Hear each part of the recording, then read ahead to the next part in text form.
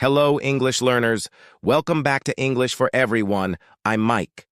And I'm Lisa. Today we have a very special topic to discuss. That's right.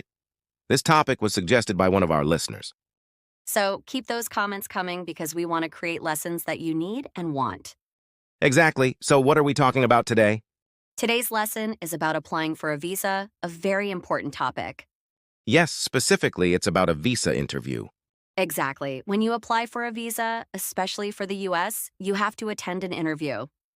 Yes, where you have to answer some questions. And that's what we're going to talk about today. So, before we jump into the dialogue, let's take a look at the vocabulary preview. Vocabulary preview. Okay, let's talk about visa. A visa is not a credit card.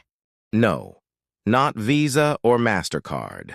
A visa is an official document that you get in your passport that allows you to travel legally to a country. Exactly. With this document, you can enter a country. We have different types of visas. Today, we're talking about a B2 visa.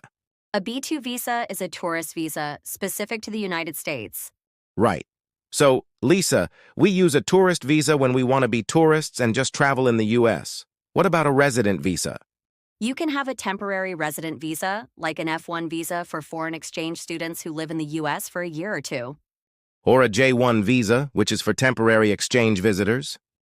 Exactly. So, a resident visa allows you to live in that country for a determined time.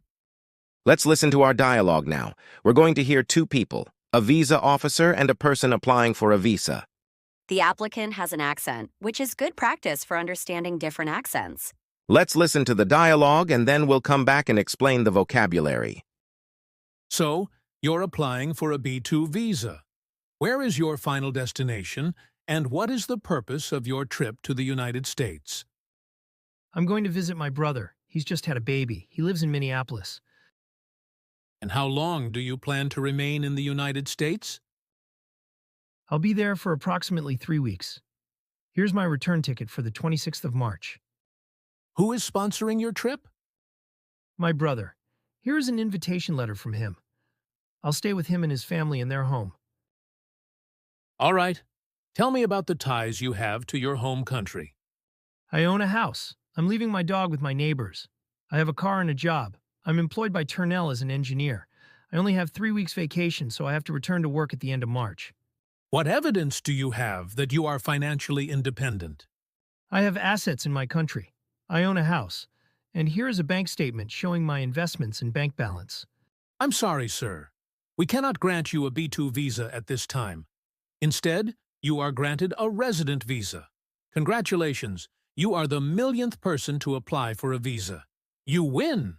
Wow, what a lucky guy. He applied for a tourist visa and ended up with a resident visa. That's amazing. But does this really happen, Mike? No, not really. It's just a fun scenario. But we can dream, right? Absolutely. Let's take a look at the words in today's language takeaway. Language takeaway. Our first word is sponsoring. When you sponsor someone for a visa, you take care of them and ensure they have enough money. Exactly. You are responsible for their expenses. If you found the video helpful, please hit the like button and subscribe to our channel.